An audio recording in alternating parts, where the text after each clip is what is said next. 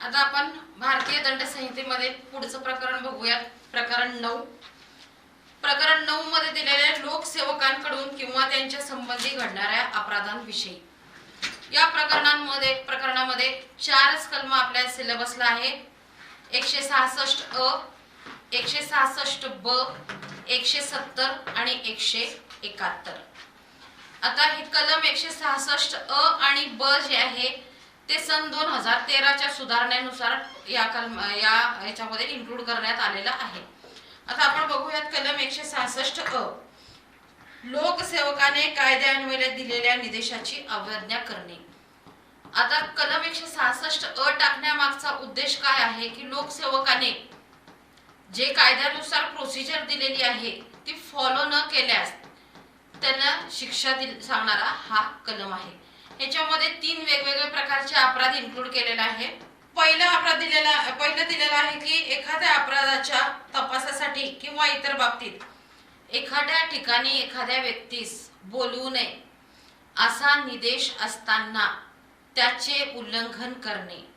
म्हणजे त्याचं उदाहरण की सूर्यास्त आणि सूर्योदयाच्या दरम्यान महिला आणि बालकांना पोलीस स्टेशनला चौकशीसाठी बोलू नये असा निर्देश असताना त्याचं उल्लंघन करणे. दुसरा अपराध दिलेला आहे यामध्ये की अपराध तपासासाठी इन्व्हेस्टिगेशनसाठी जी रीत नमूद केलेली आहे त्याचं उल्लंघन एखाद्या व्यक्तीस नुकसान पोहोचवण्याच्या उद्देशाने करणे. आता याचं उदाहरण आहे की एखादी महिला आरोपी आहे, त्या महिला आरोपीची अंगझडती महिला पोलिसांनीच करावे असा निर्देश असताना त्याचं उल्लंघन करणे. तिसऱ्या भागामध्ये दिलेले आहे सीआरपीसी कलम 154 नुसार पुढील दिलेल्या अपराधांमध्ये एफआयआर नोंदवून घेण्यास कसूर करणे. आता ह्याच्यामध्ये अपराध दिलेला आहे कलम 326 अ, 326 B, 354, 354 B, 370, 370 A, 376, 376 7 A, 376 A B, 376 B, 376 C, 376 D, 376 D A, 376 D B, 376 E आणि कलम 509. याला 6 महिन्यापर्यंत कैद आणि द्रव्यदंडाची शिक्षा दिलेली आहे. दखलपात्र, जामीनपात्र कोणताही दंडाधिकारी पुढे चालणारा अपराध आहे. त्याच्यामध्ये 3 प्रकारचे अपराध दिलेले. एफआयआर नोंदवून घेण्यास कसूर केला असेल, महिला संदर्भात अपराधामध्ये एफआयआर नोंदवून घेण्यास कसूर केला असेल तर शिक्षा सांगणारा हा कलम आहे. पुढचा आहे 166 बी, पीडित व्यक्तीवर उपचार न केल्यास शिक्षा. आता 166 बी मध्ये जे सीआरपीसी 157 सी मध्ये ज्यांचा उल्लेख केलेला आहे विक्टिम म्हणून त्यांच्यावर उपचार न केल्यास शिक्षा सांगितलेला आहे. इतर आजार जे आहे, इतर रोग जे आहे ते ह्याच्यामध्ये इन्क्लूड केलेलं नाहीये.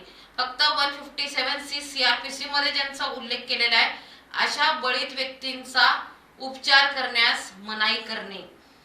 आता इथं आरोपी जो आहे तो कुठल्याही दवाखान्याचा प्रभारी व्यक्ती असतो. मग असा दवाखाना जो आहे तो सरकारी असो किंवा खाजगी दवाखाना असो. मग असा रुग्णालय जो आहे ते केंद्र शासन, राज्य शासन, स्थानिक मंडळ किंवा इतर कुठल्याही व्यक्ती मार्फत चालविण्यात येत असो. आरोपीने जर 157 सी च्या सीआरपीसीच्या तरतुदींचा उल्लंघन केल्यास त्याला शिक्षा सांगणारा हा कलम आहे. याला शिक्षा दिलेली 1 वर्षापर्यंत कैद किंवा द्रव्यदंड किंवा दोन्ही. हा अपराध अदखलपात्र आहे, जामीन पात्र आहे, कोणत्याही दंडाधिकारी पुढे चालणारा. पुढचा कलम आहे कलम 170 लोकसेवकाची बतावणी करून तोतेगिरी करणे. याच्यामध्ये आरोपी हा स्वतः लोकसेवक म्हणून तसे विशिष्ट अधिकार पद धारण केलेले नसताना तो त्या वर्गापैकी आहे अशी बतावणी करून तोतेगिरी करतो आणि अशा बनावट भूमिकेत काहीतरी कृती करतो. याला शिक्षा दिलेली आहे 2 वर्षापर्यंत कैद किंवा द्रव्यदंड किंवा दोन्ही. याचं उदाहरण आहे की आपण बघतो की एखादे व्यक्ती जे आहे नकली पोलीस वगैरे म्हणून ते रस्त्यावर उभे राहतात, लोकांच्या अंगावरचं सोनं वगैरे काढून घेतलं असेल तर तिथं कलम 170चा गुन्हा होतो. आता 170 मध्ये वर्दीचा वापर दिलेला नाहीये, फक्त त्याच्यामध्ये लोकसेवकाची बतावणी करून काहीतरी कृती करणे. परंतु आरोपीने जर वर्दीचा वापर केला तर त्याला पुढचा कलम लागू होतो 171. कलम 170 जो आहे तो दखलपात्र, अजामीनपात्र आणि जेएमएफसी पुढे चालणार आहे. कलम 171 मध्ये आता दिलेले लोकसेवक वापरतो तशी वर्दी इत्यादी वापरणे. 170 आणि 171 दोन्ही एकत्र लावता येईल जर वर्दीचा वापर करून तोतेगिरी करण्यात आली असेल तर. परंतु प्रत्येक लोकसेवकाला जी आहे ती वर्दी दिलेली नाहीये, तर मग अशा वेळेस फक्त कलम 170 लागू होईल. परंतु जिथे ज्या लोकसेवकांसाठी वर्दी दिलेली आहे वर्दीचा वापर करून जर तोतेगिरी केला असेल तर 170 आणि 171 दोन्ही लागू होईल. 171 मध्ये दिलेले आहे की आरोपी जर लोकसेवकाच्या त्या विशिष्ट वर्गापैकी नसताना तो त्या वर्गापैकी आहे असा समज निर्माण होण्याच्या उद्देशाने त्या वर्गातील लोकसेवक वापरतो तशी वर्दी वापरतो किंवा तसे ओळख चिन्ह जवळ बाळगतो, याला शिक्षा दिलेली 3 महिन्यापर्यंत कैद किंवा द्रव्यदंड किंवा दोन्ही. हा अपराध दखलपात्र, जामीनपात्र, जेएमएफसी पुढे चालणारा आहे. उदाहरण आहे याचं, समजा एखादा व्यक्ती सामान्य व्यक्ती आहे, तो त्या लोकसेवकाच्या ह्याच्यामध्ये मोडत नाही, असं असताना सुद्धा त्यांनी ते लाल दिवाची गाडी वापरली असेल किंवा आपल्या गाडीवरती लाल दिवा लावला असेल तर तिथे 171चा गुन्हा होतो. पुढचं प्रकरण आहे प्रकरण 9 अ. आपण आधी प्रकरण 9 मधलं प्रश्न समजून घेऊयात. प्रकरण 9 वरती प्रश्न टिपा लिहा आहे. त्याच्यामध्ये दिलेलं आहे कलम 166 अ, लोकसेवकाने कायद्यान्वये दिलेल्या निर्देशाची अवज्ञा करणे. आणि दुसरं टिप आहे पीडित व्यक्तीवर उपचार करण्यास नकार देणे 166 ब. तिसरं टिप आहे लोकसेवकाची बतावणी करून तोतेगिरी करणे, इथं कलम 170. पुढचं प्रकरण आहे प्रकरण 9 ए, निवडणूक संबंधीचे अपराध. आता ह्याच्यामध्ये कलम 171A2I दिलेला आहे, परंतु आपल्याला सिलेबसला जो आहे तो कलम 171A2F दिलेला आहे.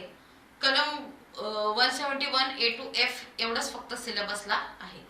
आता आपण बघू निवडणूक संदर्भातील अपराध. ह्याच्यामध्ये कलम 171A मध्ये जे आहे ते व्याख्या दिलेले आहेत. याच्यामध्ये 2 व्याख्या दिलेल्या आहेत, एकतर उमेदवार आणि निवडणूक विषयक हक्क, 2 व्याख्या एकत्र केलेली. पहिली व्याख्या जी दिलेली ती उमेदवार. आता उमेदवार म्हणजे कोण? उमेदवार याचा अर्थ ज्या कोणत्याही व्यक्तीस निवडणुकीतील उमेदवार म्हणून नामनिर्देशित करण्यात आलेला आहे असा व्यक्ती.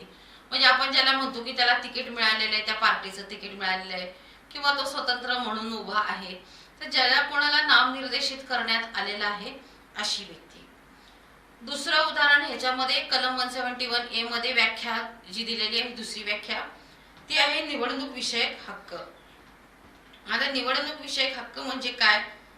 याचा अर्थ निवडणुकीत उमेदवार म्हणून एखाद्या व्यक्तीचा उभे न राहण्याचा, आपली उमेदवारी मागे घेण्याचा, मतदान करण्याचा किंवा परावृत्त राहण्याचा हक्क. तर निवडणूक विषयक हक्क मध्ये उमेदवार म्हणून उभे राहण्याचा, न राहण्याचा, उमेदवारी मागे घेण्याचा, मतदान करण्याचा किंवा त्यापासून परावृत्त राहण्याचा एखाद्या व्यक्तीचा हक्क सांगितलेला आहे. पुन्हा 171B मध्ये लाचलुचपतचं डेफिनेशन दिलेलं आहे.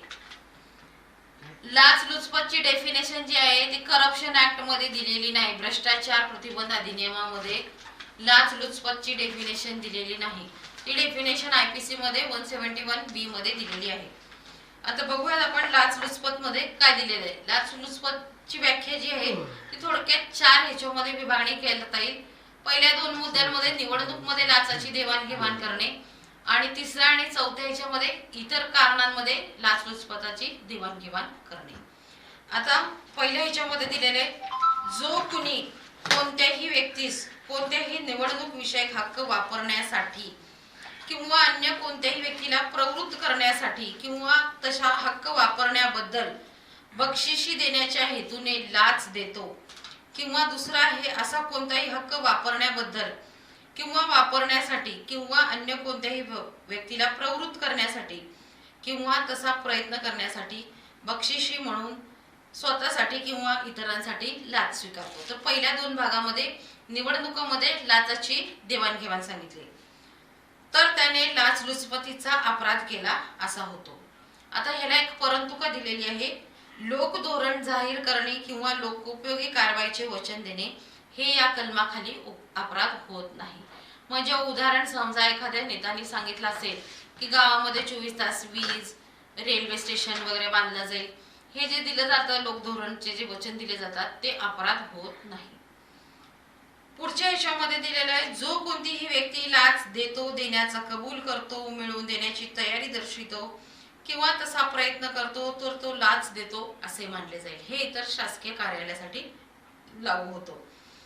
पुढच्या पॉइंट मध्ये दिलेला आहे की जो कोणताही व्यक्ती लाच मिळवितो, स्वीकारण्याचे कबूल करतो, तसा प्रयत्न करतो, लाच स्वीकारतो किंवा जे करण्याचा उद्देश नाही किंवा त्यांनी जे काम केलेले नाही यासाठी बक्षिशीच्या स्वरूपाने लाच स्वीकारतो तर त्याने लाच घेतली आहे असे म्हटले जाते.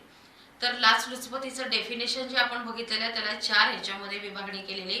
पहिल्या दोन ह्याच्यामध्ये निवडणुकीच्या संदर्भात लाचाची देवाणघेवाण करणे आणि पुढच्या 2 मुद्द्यांमध्ये जे दिलेले आहे ते इतर ठिकाणी लाचाची देवाणघेवाण सांगितलेली आहे. पुढचं सेक्शन आहे 171C, निवडणुकांमध्ये गैरवाजवी प्रभुत्व पाडणे. आता ह्याला 2 ह्याच्यामध्ये विभागणी केलेली आहे. पहिला आहे की जो कोणी कोणत्याही व्यक्तीच्या निवडणूक विषयक हक्क वापरण्यासाठी अडथळा निर्माण करतो, तसा प्रयत्न करतो किंवा दुसऱ्या ह्याच्यामध्ये दिलेले उमेदवाराला, मतदाराला किंवा त्याच्या हितसंबंधितांना नुकसान पोहोचवण्याची धमकी देतो किंवा उमेदवाराला, मतदाराला किंवा त्याच्या हितसंबंधितांना दैवी प्रकोपाचा विषय होईल, गावात दुष्काळ पडेल असा समज निर्माण करून देतो किंवा तसा प्रयत्न करतो तर त्याने अडथळा निर्माण केला असे मानले जाईल. याला सुद्धा एक परंतुका दिलेली आहे, लोक धोरण जाहीर करणे किंवा लोकोपयोगीचे कारवाईचे वचन देणे हे अपराध होत नाही. पुढचं कलम आहे 171D, ह्याच्यामध्ये निवडणुकांमध्ये तोतेगिरी करण्याच्या संदर्भात दिलेलं आहे, ज्याला आपण बोगस वोटिंग म्हणतो, त्याची व्याख्या दिलेली आहे.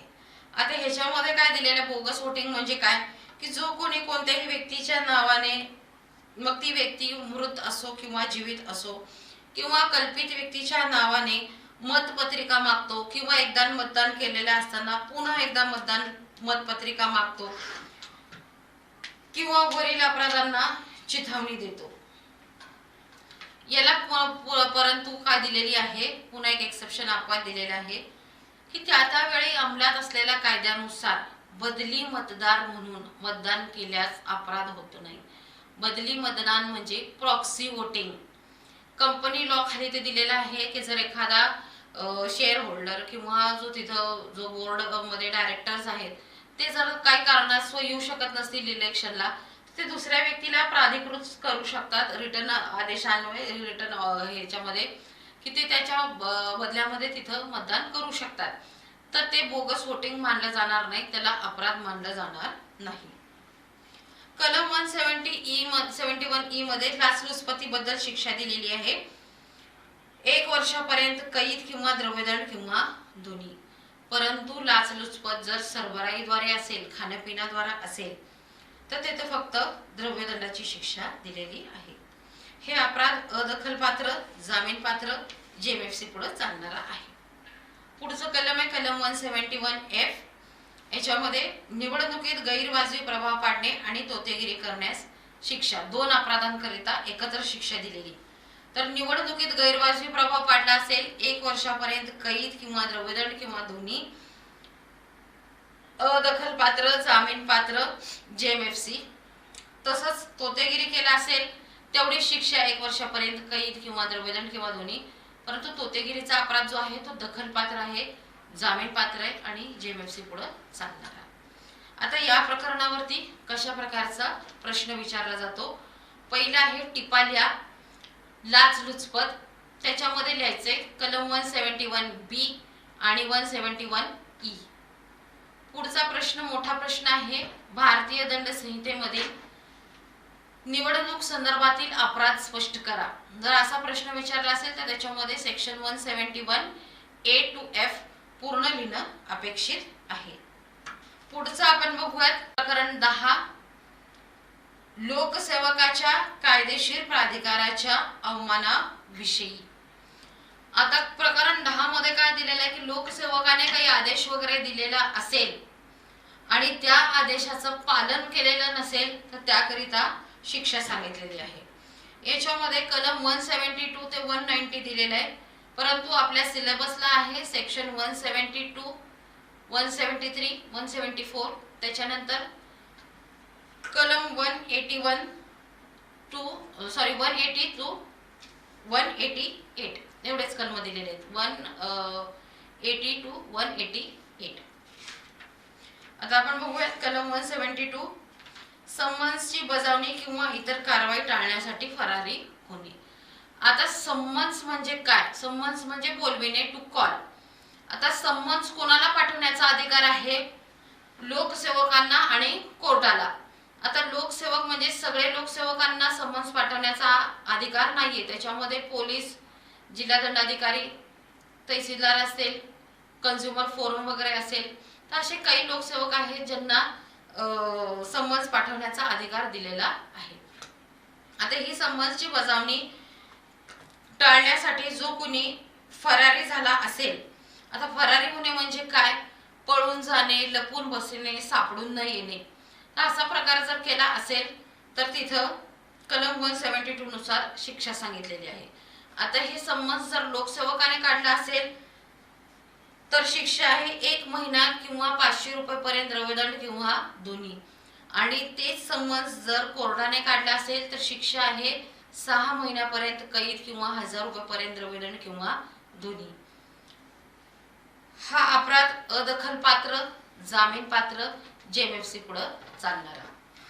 पुढचा कलम आहे कलम 173, समन्सची बजावणी किंवा इतर कारवाई यास प्रतिबंध करणे. आता प्रतिबंध करणे म्हणजे काय?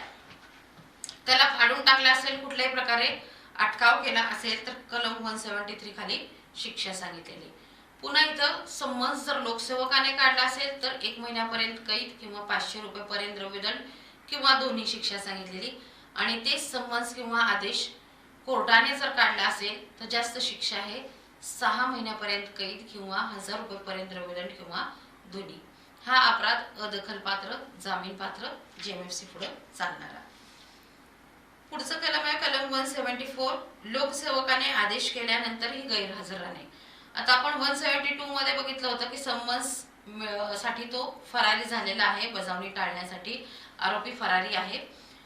173 मध्ये आपण बघितलं की त्याला अटकाव केलेला, अडथळा निर्माण केलेला आहे समन्सच्या बजावणीसाठी. आता 174 मध्ये त्या व्यक्तीला समन्स मिळालेले आहे, समन्स मिळून देखील तो कोर्टापुढे हजर होत नसेल तर 174 नुसार त्याच्या विरोधात कारवाई करता येते.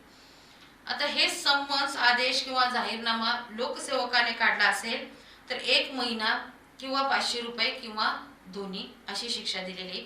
आणि तेच जर कोर्टाने काढला असेल तर 6 महिने किंवा 1000 रुपये किंवा दोन्ही शिक्षा दिलेली आहे.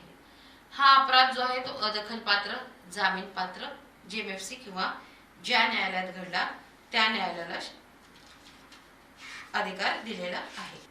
पुढचं कलम आहे कलम 180, निवेदनावर सही करण्यास नाकारणे.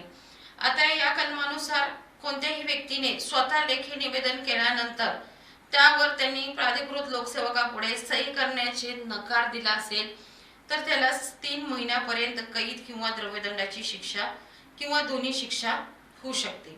आता याचं उदाहरण आहे, प्रथम खबरेवर सही करण्यास नकार दिला असेल तर कलम 180 नुसार गुन्हा होतो. हा अपराध अदखलपात्र, जामीन पात्र, जेएमएफसी पुढे चालणारा आहे. कलम 181 मध्ये दिलेले लोकसेवक किंवा अन्य व्यक्तींसमोर शपथेवरून दृढ कथन करून खोटे कथन करणे. आता इथं कोणत्याही लोकसेवकासमोर जे आहे ते शपथ घेऊन तिथं खोटे कथन करणे किंवा जे खोटे आहे हे माहीत असताना तिथं खोटं सांगणे. आता याच्यामध्ये आपण बघतो उदाहरण की ॲफिडेव्हिट बनवला असेल एखाद्या व्यक्ती शपथेवरून, त्याने त्याच्यामध्ये खोटा फोन नंबर दिला असेल, खोटा ॲड्रेस वगैरे दिला असेल, तो 181 खालील अपराध होतो. याला शिक्षा दिलेली 3 वर्षापर्यंत कैद आणि द्रव्यदंड. हा अपराध अदखलपात्र, जामीनपात्र, जेएमएफसी पुढे चालणारा आहे. पुढचं कलम आहे कलम 182. लोकसेवकाला खोटी माहिती देणे या उद्देशाने की आपल्या कायदेशीर अधिकाराचा वापर दुसऱ्या व्यक्तीला नुकसानकारक होईल. आता ह्याच्यामध्ये लोकसेवकाला माहिती कशासाठी दिली गेलेली आहे की त्यांनी त्याचा अधिकाराचा वापर करावा लोकसेवकाने आणि त्यामुळे दुसऱ्या व्यक्तीला नुकसान व्हावे. आता ह्याला दोन ह्याच्यामध्ये केलेलं आहे, दोन ह्याच्यामध्ये विभागणी केलेली की अशी माहिती याच्यासाठी दिली गेलेली आहे की लोकसेवकाने आपले कर्तव्य करू नये किंवा जर त्यांनी आपलं कर्तव्य केलं तर त्या दुसऱ्या व्यक्तीला नुकसान व्हावे. याला शिक्षा दिलेली 6 महिन्यापर्यंत कैद किंवा 1000 रुपयेपर्यंत द्रव्यदंड किंवा दोन्ही. अदखलपात्र, जामीनपात्र, कोणत्याही दंडाधिकारी पुढे चालणारा. पुढचा कलम आहे 183. लोकसेवकाला कायदेशीर अधिकाराप्रमाणे मालमत्ता ताब्यात घेण्यास प्रतिकार करणे. आता लोकसेवक मालमत्ता ताब्यात केव्हा घेतात? प्राधिकृत लोकसेवकाच्या आदेशान्वये किंवा कोर्टाच्या आदेशान्वये आपल्याला मालमत्ता ताब्यात घेण्याचा अधिकार आहे. आता हे मालमत्ता ताब्यात घेत असताना प्रतिकार केलेला आहे, म्हणजे शिवीगाळ न करता, अंगावर धावून वगैरे न जाता, मारहाण वगैरे न करता नुसतं अटकाव केलेला आहे, कुठल्याही प्रकारे प्रतिकार केलेला आहे. तर त्याला शिक्षा सांगितलेली आहे 6 महिन्यापर्यंत कैद किंवा 1000 रुपयेपर्यंत द्रव्यदंड किंवा दोन्ही. म्हणजे समजा एखाद्या व्यक्तीने गाडी हप्त्यावर घेतलेली, गाडीचे हप्ते त्यांनी फेडले नाही, तर आता ते लोकसेवक आहे तिथे ते गाडी ताब्यात घ्यायला गेलेले असताना गाडीची चावी न देणे, ते या कलमाखाली अपराध होतो. कलम 184 खाली गेलेलं आहे की लोकसेवक असले प्राधिकृत लोकसेवकाने विक्रीस काढलेल्या मालमत्तेच्या विक्रीस हरकत घेणे. म्हणजे इकडे लिलावामध्ये जर हरकत घेतला असेल तर शिक्षा सांगितलेली आहे 1 महिन्यापर्यंत कैद किंवा 500 रुपयेपर्यंत द्रव्यदंड किंवा दोन्ही. हा अपराध अदखलपात्र, जामीनपात्र, जेएमएफसी पुढे चालणारा. पुढचा कलम आहे कलम 185. याच्यामध्ये लिलावात खोटी बोली करणे किंवा बेकायदेशीरपणे खरेदी करणे या संदर्भात दिलेलं आहे.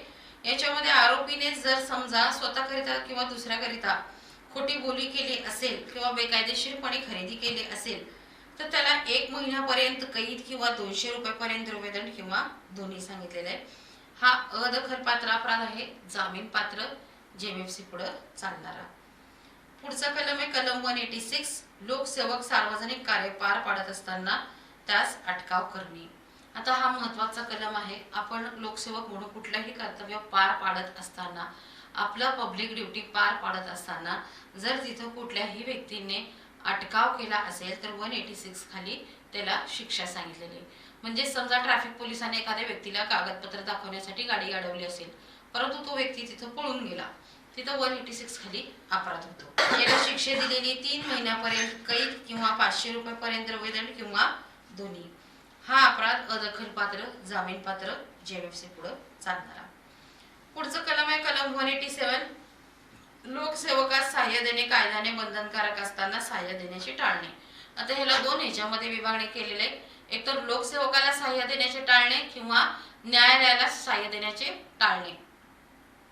लोकसेवकाला सहाय्य देण्याचा टाळला असेल तर 1 महिन्यापर्यंत कैद किंवा 200 रुपयेपर्यंत द्रव्यदंड किंवा दोन्ही. आणि तेच जर न्यायालयाने ज्या व्यक्तीच्या नावाने आदेश काढलेला आहे त्या व्यक्तीने सहाय्य करण्याचा टाळला असेल तर 6 महिन्यापर्यंत कैद किंवा 500 रुपयेपर्यंत द्रव्यदंड किंवा दोन्ही असं शिक्षा दिलेली. हा अपराध अदखलपात्र, जामीनपात्र, कोणत्याही जेएमएफसी पुढे चालणार आहे. याचं उदाहरण आहे की पंच म्हणून पोलिसांना सहाय्य करण्यास नकार देणे. तर हा कलम 187 खालील अपराध होतो. त्यानंतर आहे कलम 188. लोकसेवकाने रीतसर जारी केलेल्या आदेशाची अवज्ञा करणे. हा सुद्धा महत्त्वाचा कलम आहे. ह्याच्यामध्ये प्राधिकृत लोकसेवकाने कायदेशीररित्या काही आदेश जारी केलेला आहे. त्याप्रमाणे एखादी विशिष्ट कृती करण्यापासून परावृत्त राहण्यासाठी किंवा मालमत्तेबद्दल विशिष्ट बंदोबस्त करण्यासाठी आदेश दिलेला आहे, त्याची अवज्ञा करणे. आता याला शिक्षा 2 ह्याच्यामध्ये विभागणी केलेली आहे. अशा अवज्ञेमुळे अटकाव, त्रास, नुकसान किंवा धोका निर्माण झाल्यास 1 महिन्यापर्यंत कैद किंवा 200 रुपयेपर्यंत द्रव्यदंड किंवा दोन्ही. आणि दुसऱ्या भागामध्ये दिलेले आहे, अशा अवज्ञेमुळे मानवी जीवित किंवा आरोग्य किंवा सुरक्षिततेला धोका पोहोचल्यास 6 महिन्यापर्यंत कैद किंवा 1000 रुपयेपर्यंत द्रव्यदंड किंवा दोन्ही. हा एक अपराध याच्यामधला दखलपात्र आहे. दखलपात्र, जामीनपात्र, जेएमएफसी पुढे चालणारा. याचं उदाहरण आहे, संचारबंदी आदेशाचा उल्लंघन केल्यास कलम 188 खाली गुन्हा दाखल करता येतं. याच्यावरती सहसा टिपाली हा प्रश्न विचारला जातो. पहिलं टिप आहे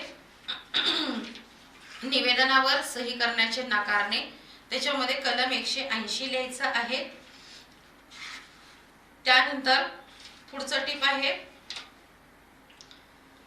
लोकसेवक सार्वजनिक कार्य पार पाडत असताना त्यास अटकाव करणे, कलम 186. त्यानंतर पुढची टिप आहे, लोकसेवकास सहाय्य देणे कायद्याने बंधनकारक असताना सहाय्य देण्याची टाळणे, 187. आणि शेवटचं आहे, लोकसेवकाने रीतसर जारी केलेल्या आदेशाची अवज्ञा करणे, कलम 188. भारतीय दंड संहिता पुढील प्रकरण 14, सार्वजनिक आरोग्य, सुरक्षितता, सोय, सभ्यता व नीतिमत्ता यांना बाधक अशा अपराधांविषयी. याच्यामध्ये सहसा सार्वजनिक उपद्रवा संदर्भात दिलेला आहे. यामध्ये कलम दिलेले आहेत, कलम 268 ते 294A पर्यंत. परंतु आपल्याला सिलेबसला ठराविक कलम आहेत.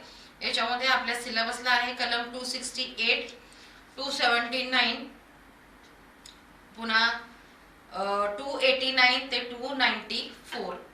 तर सिलेबसला एवढेच कलम आहेत. पहिला आहे 268, दुसरा आहे 279, त्यानंतर आहे कलम 289 ते 294. हे सिलेबसला आहेत आपले कलम. आता आपण बघूयात पहिले कलम 268, सार्वजनिक उपद्रव म्हणजे काय याची व्याख्या दिलेली आहे. आता उपद्रव जे आहे ते 2 प्रकारचे आहेत, एक तर सार्वजनिक उपद्रव आणि दुसरं खाजगी उपद्रव. खाजगी उपद्रव म्हणजे जर एखाद्याच व्यक्तीला किंवा फक्त त्याच्याच परिवाराच्या सभासदाला त्रास होत असेल तर त्याला खाजगी उपद्रव म्हटलेला आहे. खाजगी उपद्रवासाठी दिवाणी दावा दाखल करावा लागतो. सार्वजनिक उपद्रवासाठी आपल्याला गुन्हा दाखल करता येईल IPC नुसार. आता सार्वजनिक उपद्रव म्हणजे काय याची व्याख्या कलम 268 मध्ये पुढील प्रमाणे दिलेली आहे. जेव्हा जनतेला किंवा आजूबाजूस राहणाऱ्याला किंवा ज्यांना वहिवाटीचा अधिकार आहे किंवा सरसकट सामायिकपणे सर्व लोकांना जेव्हा त्यांचा सार्वजनिक अधिकार वापर करण्याचा प्रसंग येतो तेव्हा जो कोणी त्यास नुकसान, धोका, त्रास किंवा अटकाव निर्माण करतो तर तो सार्वजनिक उपद्रवाबद्दल दोषी असतो. म्हणजे पब्लिक असेल किंवा एखादा समाजाचा व्यक्ती असेल त्याला त्याचं जेव्हा तो सार्वजनिक अधिकाराचा वापर करायला जातो त्यावेळेस धोका, त्रास किंवा अटकाव निर्माण केल्यास त्याला सार्वजनिक उपद्रव म्हटलेले आहे. याच्यासोबत एक स्पष्टीकरण दिलेलं आहे की सार्वजनिक उपद्रवामुळे काही सोय किंवा फायदा होतो या कारणांवरून तो माफ होत नाही. म्हणजे कचरा कुंडी 1 किलोमीटरवर आहे म्हणून शेजारच्याच गार्डन मध्ये कचरा टाकला, सोय होत आहे, फायदा होत आहे म्हणून त्या कारणांवरून त्याला माफी मिळणार नाही. हे सार्वजनिक उपद्रवाची डेफिनेशन दिलेली आहे. पुढचं कलम दिलेले कलम 279, सार्वजनिक रस्त्यावर बेदरकारपणे वाहन चालविणे किंवा सहवारी करणे. आता या कलमामध्ये सार्वजनिक रस्ता हा शब्द वापरलेला आहे. खाजगी रस्ता असेल तर कलम 279 हे लागू होणार नाही. याच्यामध्ये दिलेलं आहे की ज्यामुळे मानवी जीवित धोक्यात येईल किंवा कुठल्याही व्यक्तीला दुखापत किंवा नुकसान होईल इतक्या बेदरकारपणे किंवा निष्काळजीपणाने आरोपी सार्वजनिक रस्त्यावरून वाहन चालवितो किंवा सवारी करतो. आता बेदरकारपणा म्हणजे काय की आपल्या कृत्याचा काय परिणाम होणार आहे हे माहीत असताना सुद्धा ते कृत्य करणे. आणि निष्काळजीपणा म्हणजे योग्य ती काळजी न घेणे. याला शिक्षा दिलेली 6 महिन्यापर्यंत कैद किंवा 1000 रुपयेपर्यंत द्रव्यदंड किंवा दोन्ही. हा दखलपात्र अपराध आहे, जामीन पात्र आहे, कोणत्याही दंडाधिकारी पुढे चालणारा. पुढचं कलम आहे कलम 289, प्राण्यांबाबत निष्काळजीपणाचे वर्तन.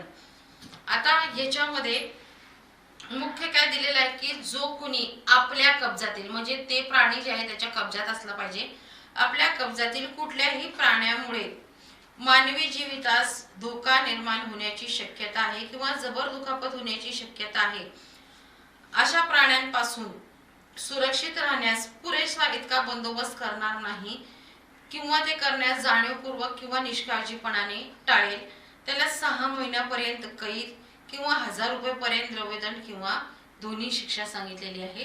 दखलपात्र, जामीनपात्र, जेएमएफसी पुढे चालणारा.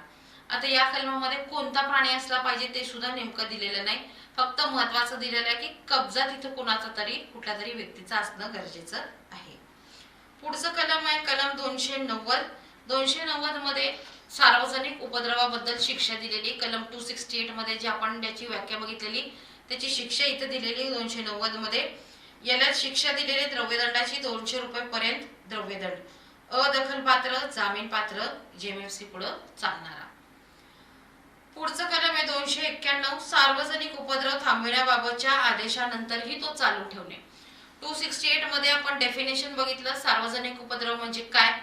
290 मध्ये द्रव्यदंडाची शिक्षा सांगितलेली 200 रुपयेपर्यंत, परंतु 291 काय म्हणतात की आता थांबवून घेण्याचा आदेश दिलेल्या प्राधिकृत लोकसेवकाने थांबवून घेण्याचा आदेश दिल्यानंतरही जर तो चालू ठेवला असेल तर मात्र याच्यामध्ये शिक्षा दिलेली आहे 6 महिन्यापर्यंत कैद किंवा द्रव्यदंड किंवा दोन्ही. हा अपराध दखलपात्र, जामीनपात्र, जेएमएफसी पुढे चालणारा आहे. तर सार्वजनिक उपद्रव जर बघितलं तर 268 मध्ये डेफिनेशन दिलेली, 290 मध्ये द्रव्यदंडाची शिक्षा दिलेली म्हणजे थांबवून घेतला असेल त्याने तर, परंतु 291 मध्ये प्राधिकृत लोकसेवकाने थांबवून घेण्याचा आदेश दिला असेल किंवा सार्वजनिक उपद्रव करू नये याबद्दल प्राधिकृत लोकसेवकाने आदेश काढलेला असताना त्याचं उल्लंघन केलं असेल तर मात्र तो दखलपात्र अपराध दिलेला आहे. म्हणजे उदाहरण समजा गणपती उत्सवामध्ये किंवा नवरात्र उत्सवामध्ये रात्री 10 नंतर डीजे लावू नये असा आदेश काढलेला असताना त्याचं उल्लंघन जर केलं असेल तर कलम 291 नुसार तो अपराध होतो. कलम 292 मध्ये अश्लीलतेच्या संदर्भात दिलेला आहे. ह्याला 4 ह्याच्यामध्ये विभागणी करता येईल. पहिल्या भागामध्ये व्याख्या दिलेली आहे अश्लीलतेची. याच्यामध्ये दिलेलं आहे की जे कोणतेही पुस्तक, पत्रक, कागद, लिखाण, रेखाण, प्रतिरूपण, आकृती किंवा अन्य कोणतीही वस्तू कामुक असेल किंवा असे साहित्य पाहण्याच्या वेळी, ऐकण्याच्या वेळी किंवा वाचण्याच्या वेळी नीतीभ्रष्ट करण्यास किंवा बिघडवण्यास पुरेसा आहे तर ते अश्लील आहे असं मानलं जाईल. तर ही व्याख्या दिलेली आहे की कुठलंही पुस्तक वगैरे जे आहे एकतर ते अश्लील असेल किंवा ते नीतीभ्रष्ट करण्यास पुरेसा असेल तर त्याला अश्लील मानलं जाईल.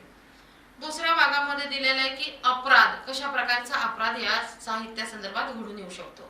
तर आरोपी जे आहे असे साहित्य विकतो, भाड्याने देतो, वितरित करतो, जाहीरपणे प्रदर्शित करतो, प्रसारण करतो, बनवितो, निर्माण करतो, कब्जात बाळगतो, ने-आण करतो, आयात निर्यात करतो,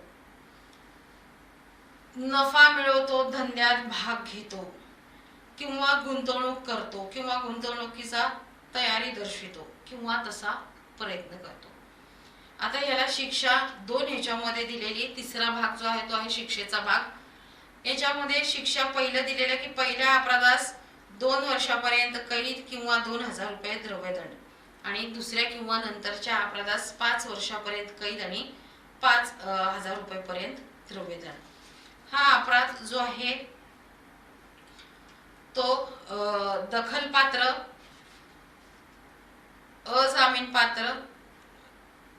जामीनपात्र, जेएमएफसी पुढे चालणारा.